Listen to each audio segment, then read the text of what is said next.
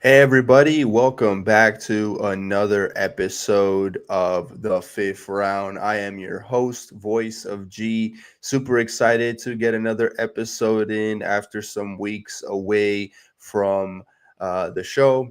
But today we got a loaded show, as always, 5 rounds of action ready for you. We'll try to make this a really efficient episode because we do have a 7 p.m. kickoff from UFC action at the Apex Arena. Today we have Randy Brown versus Gabriel Bonfim, and I'm really excited for that fight. Neither fighter is really ranked very high. Neither fighter is really fighting for any championships tonight. No golden belts being given out tonight. But if you're a UFC watching veteran like myself, an MMA fan, you'll definitely tune in at 7 p.m. Eastern Time on ESPN Plus. Really, really exciting show tonight. Got 5 full rounds of topics. We're going to preview that fight coming up. But as always, want to give a big shout out to the boys here on the Plug Talk Sports Network. Uh, we got a loaded show for you guys, and let's take a look at some of the action that we have throughout the week. Uh, just get this up. Yep, we got Monday, we got PTSL live. Of course, tomorrow is Sunday, so we will have one timers. And then Tuesday, of course, we got our sideline show covering our football action with my boy Brandon. Then we got courtside once again with Brandon and everyone else that likes to join that show. Last episode, I believe we had Daniel Torres and Jonka and Blake as well. Then, of course, we have Pressing Matters with Daniel Torres. Plug Picks was a great show just yesterday. Caught a little bit of that with Jonka on there talking sports props and bets. Then, of course, yours truly with the fifth round. And then every Sunday, we have Blake with one timers covering NHL action every week here on the Plug Talk Sports Network. But really, really excited for tonight's show. We'll go ahead and get started with round one, covering a little bit of this main card, this welterweight main card between the veteran Randy Brown versus Gabriel Bonfim. Bonfim is coming off a uh, three fight winning streak. So really, really excited to see what he brings with 18 wins on his record. And then, of course, 10 years his elder, the UFC veteran Randy Brown.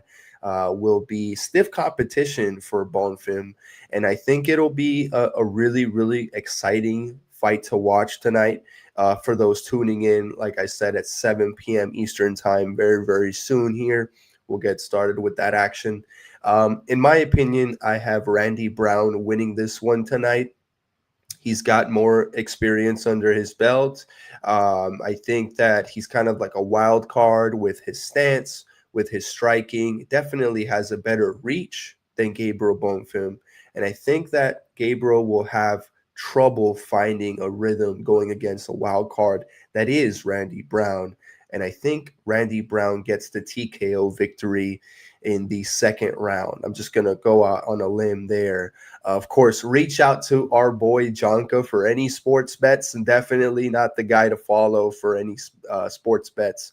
But if I was looking to pick a winner, definitely Randy Brown for tonight's fight. So with that being said, we'll go ahead and get started with round two. And round two, unfortunately, features some very disappointing news. If you are a BJ Penn fan, if you don't know who BJ Penn is, he's a former champion in the UFC. And this was just reported 3 days ago on November 5th, 2025, on ESPN. And this is what the story had to say. Some bad news, like I said, from uh, things that are happening today with BJ Penn. And the story goes Penn, who's 46, was taken into custody without incident at 11:50 a.m., according to the Hawaii Police Department. Officers responded to a report of assault at 1 a.m. the previous day at a residence in Hilo, Hawaii. The 45-year-old alleged victim accused Penn of punching and kicking him multiple times. The alleged victim sought medical treatment for injuries related to assault. So, charged with assault, Penn, whose birth name is J.D. Penn, posted $1,000 bail, according to the police. And he is a former UFC champion in the lightweight division and has been involved in a string of legal issues in 2025. And I hate to say this, but was ordered by a judge earlier this year, to undergo mental health evaluation just last month. Penn is scheduled to appear in court regarding that evaluation in January. So, we can talk about CTE possibly. We can talk about mental health issues. But unfortunately, another UFC fighter, another veteran in the octagon, just going through it outside of the octagon after fighting. This is his sixth arrest just this year, and this last one just a few days ago regarding assault. So, I'm not sure what the details are, why these two gentlemen got into that scuffle, but I would hate to be somebody out there in the street getting into a scuffle with BJ Penn. So my prayers go out to BJ Penn and his family. Hopefully he gets the help that he needs to kind of turn things around. And with that, we will go ahead and go into some, unfortunately, worse news, some very, very interesting news. And this actually has to do with the sports betting that's been going on, right? Sports betting, we have DraftKings. Literally, their logo is on the mat, on the octagon most nights. On most nights in the NFL, we see a commercial before that Thursday night football game that we hopefully nobody really betted too much on that game. But if you did, maybe it made it a little bit fun to watch, because that Thursday night football game between the Raiders and Broncos was absolutely pathetic. Game ended, I believe, 10-7. But we did see a DraftKings commercial before that got started. And we've seen what's been happening with the NBA and the FBI probe there, featuring, Rozier from the Heat and many other players, many other incidents and reports coming out from that probe of the FBI. So that brings me towards the November 1st fight between two fighters, Isaac Dolgarian, and we had a Cuban fighter, Yadier Del Valle. Del Valle got his win by submission in the very first round versus Isaac Dolgarian. And not that Isaac Dolgarian is a great talent, now a 7-3 record. But he's been released from the UFC after losing this fight due to some very interesting findings post-fight, or you could even say during the fight. There were some prop bets that completely exploded on the side of Del Valle out of nowhere, who was an underdog going into this fight. And he was a plus 200 underdog. Yet, in the middle of the fight, the numbers were just going absolutely nuts. And just some weird stuff was going on in this fight. You had the commentary from some of the guys commentating, saying that some of the actions from Isaac Dolgarian were from amateur hour. I mean, he was doing some really, really odd stuff.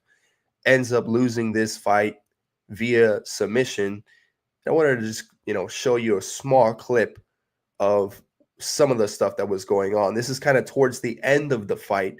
Isaac Dolgarian was doing everything possible to not fight the hands, at least not in a manner that would help him get away from this submission attempt from Del Valle.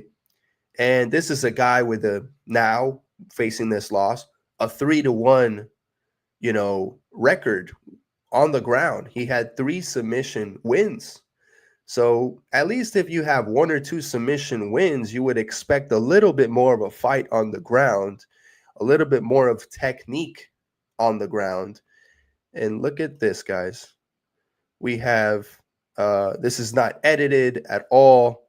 Just show you guys a brief moment here. Look at his hands. He's not really trying too well to fight the hands. We had, if you really were paying attention, we had Del Valle reaching in for some strikes, just trying to, capitalize on this moment. And Isaac is not fighting the hands. He's not trying to lift the elbow, trying to just get out of that position. And now we know why. He might have been paid to lose this fight, but there's definitely an FBI probe. And this report now coming on the 3rd of November, also from ESPN, it says on Saturday, Integrity Compliance 360, a firm that monitors the betting market for abnormal activity, alerted its clients about unusual wagering interest on Del Valle to win the fight night undercard bout in the first round, according to a copy of the notice obtained by ESPN. Says Dolgarian was around a 250 favorite, and Del Valle was a plus 200 underdog beginning Saturday. The prices started to drop in the hours leading up to the fight, with Dolgarian closing at around 130, negative 130, and Del Valle plus 110. So these odds were significantly being shifted leading up to the fight. And so since then, two things have happened. The FBI has met with the UFC and Dana White. It says, according to UFC CEO Dana White, the UFC was alerted by sports betting watchdog Integrity Compliance to abnormal betting interest in a featherweight bout between these two fighters on Saturday. And now it's been reported multiple sports books told ESPN that large bets came in on Del Valle ahead of the fight. Caesar Sportsbook later posted it would refund bets on Dolgarian. The UFC released Dolgarian from the promotion shortly after the result and are now working alongside the FBI on a further investigation. And this is really, really interesting how we have a fighter, we know about the expenses, the medical expenses, the salaries are debatable, but you have a fighter going down possibly with some money in his, extra money in his pocket, going down with a loss, paid to lose in the UFC.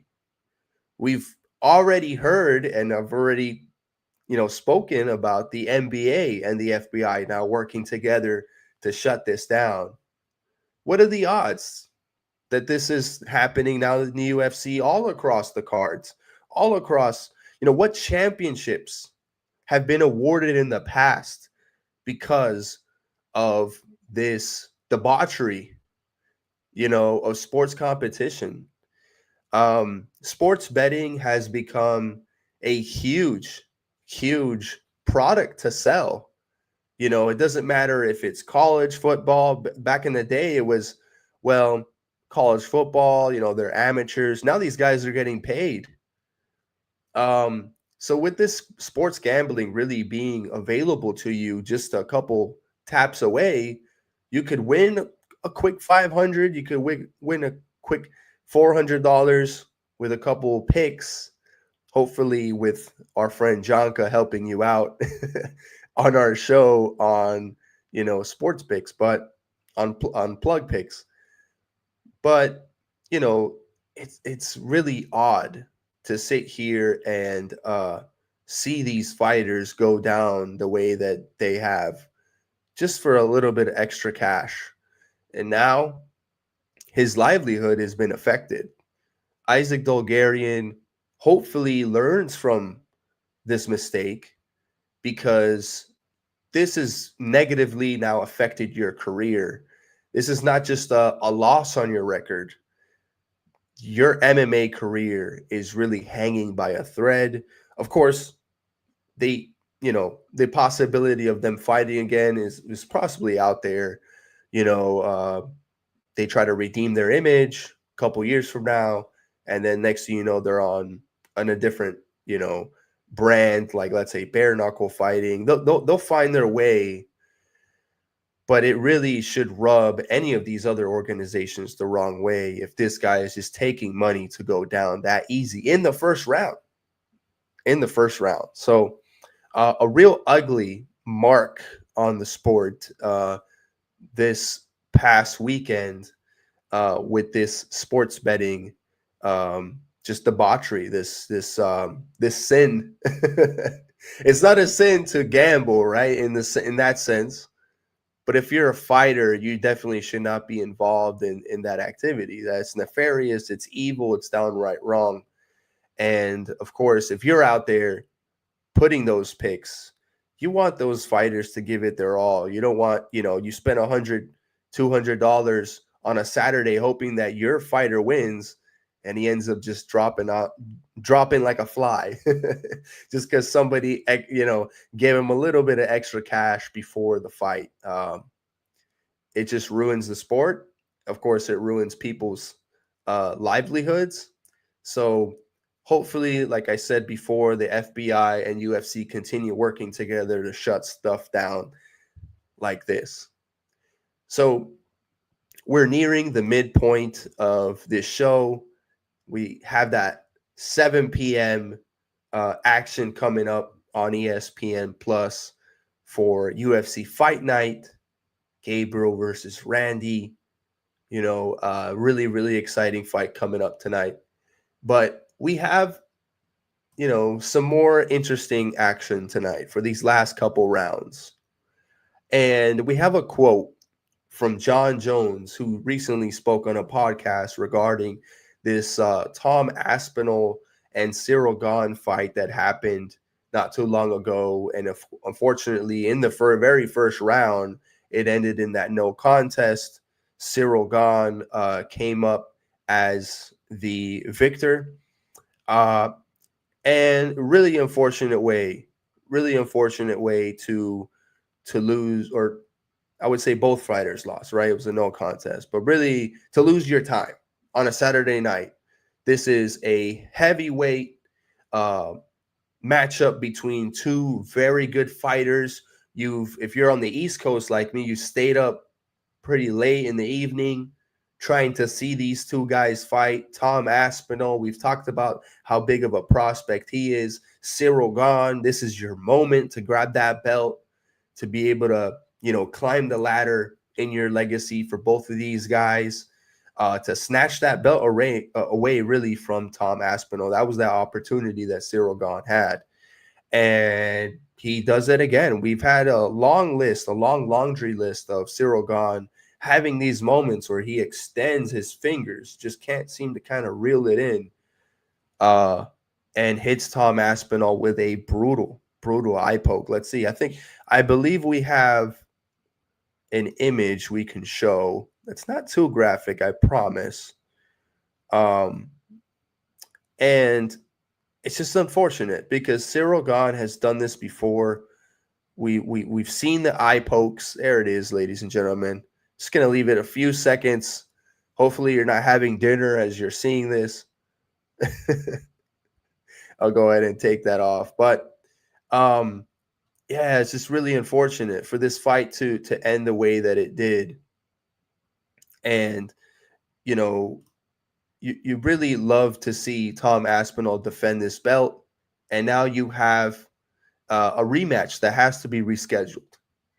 But going back to John Jones, this is what he had to say on a recent podcast. He said, Tom's a great athlete, but I do feel like he's a one-trick pony. Jones told the No Scripts podcast on Wednesday, I believe that his wrestling and jiu-jitsu is incredibly overrated. He has a beautiful 1-2 combination. I got to learn a lot about his patterns in his last fight. That's really about it. That's the one thing that he's setting up real nice. He couldn't touch Cyril Gahn at all. That's the way I felt. I felt Gahn was just getting warmed up. Gahn's hands were down.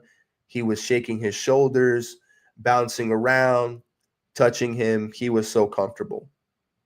And John Jones has, since been retired and looking to come back and possibly fight, Alex Boatan, Pereira, Cyril Gahn, Tom Aspinall, really that UFC, the White House UFC event is looming next year, and we will see if John Jones will be a part of that card. But he's salivating right now. He's looking at his wrestling and jiu-jitsu, Tom Aspinall's wrestling and jiu-jitsu skills, and he's really questioning those skills. And hey, if there's one guy on this planet that could shock the world, take that belt from Tom Aspinall, it's of course John Jones, one of the best, one of the GOATs, if not the GOAT. Hey, if he's your GOAT, for me it's GSP, George St. Pierre. But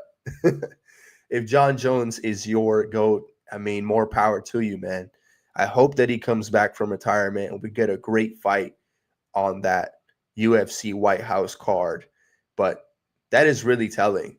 John Jones is just sitting back, relaxed, taking a look at the patterns, as he says, of Tom Aspinall, and he's salivating, ready to take that belt, man. So really, really exciting words coming from John Jones. Can't wait to see what happens. Can't wait to see this Tom Aspinall and Cyril Gahn fight get rebooked and really reach a pivotal conclusion so we can move forward in the division, because it's kind of been deadlocked all this time. We had to wait for John Jones and Tom Aspinall to really get it together all this time. So hopefully we wrap things up. And now this leads me to the final 5th round. And we had Mackenzie Dern, ladies and gentlemen. Mackenzie Dern is a champion. In UFC 321, I think this was the brightest spot of the card all night long. And we had a great fight between Mackenzie Dern and Virna Jandiroba. Of course, these guys, these fighters had fought before. And Mackenzie just had her number once again. Take a look at some of this damage that she was able to do. It wasn't the world's most exciting fight. It wasn't the greatest fight of all time in the UFC, strawweight division. It wasn't the greatest fight of all time in the, where a belt is on the line. But this right here, I mean, you can't be mad at this. A lot of criticism of the UFC happened throughout that week. Well, we took, a hard look at both fighters. I heard a lot of criticism, guys saying that this was not a fight to really look forward to. And I'm sorry, but if you're not willing to sit there and watch a championship fight because of who the fighters are and how they got there, are you really an MMA fan? Like, are you just watching because the big names are there? I was really happy to see Mackenzie Dern win this bout and become the strawweight champion of the world. We've all heard the memes of her accent change over the years from this Valley girl, from Arizona to to now, she has more of that Brazilian, accent, because that's where her family is from and whatnot. Her husband, the list goes on, friends and family. And I just have to say one thing. I'm not going to go crazy and say that, she's perfect or she's, one of the greatest strawweight champions of the world. But what I will say is, hey, you got to give her some credit. She showed up to fight.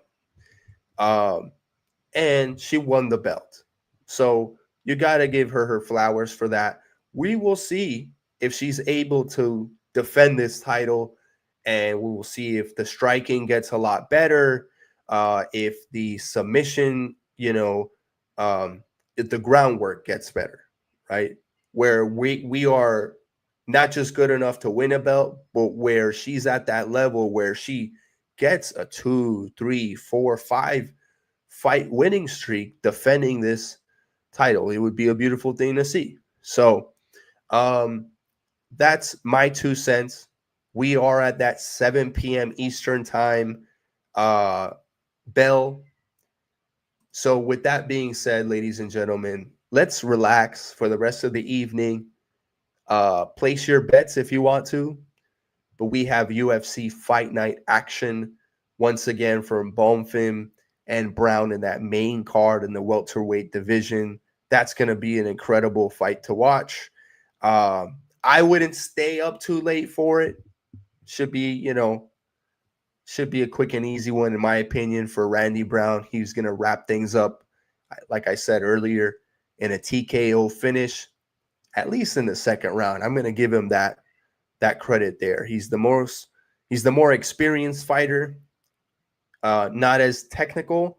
He's a little bit more of a wild card, but he's got the length, he's got the technique, and I think he gets a victory tonight to win UFC Fight Night in the welterweight division. So hope you guys have had a great evening tonight, checking us out here at the 5th round.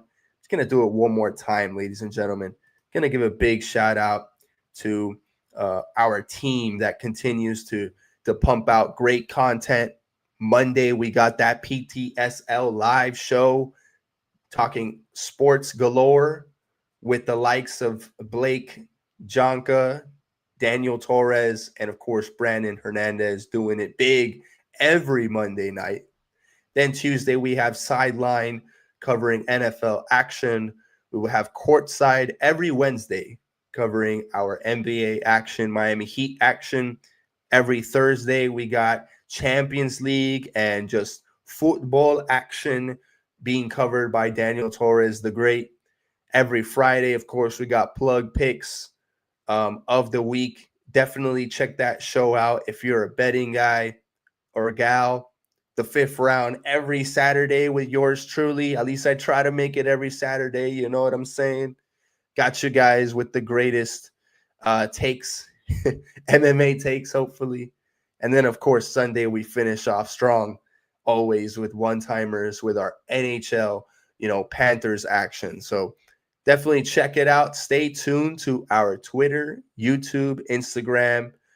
Did I say Twitter? I meant to say X. People don't call it Twitter anymore. And, of course, follow us on Twitch and everywhere else where you get your sports action. So definitely check us out. Give us a follow. Give us a like. Subscribe. As always, and to you guys, and gals, I wish you a wonderful night. Take care.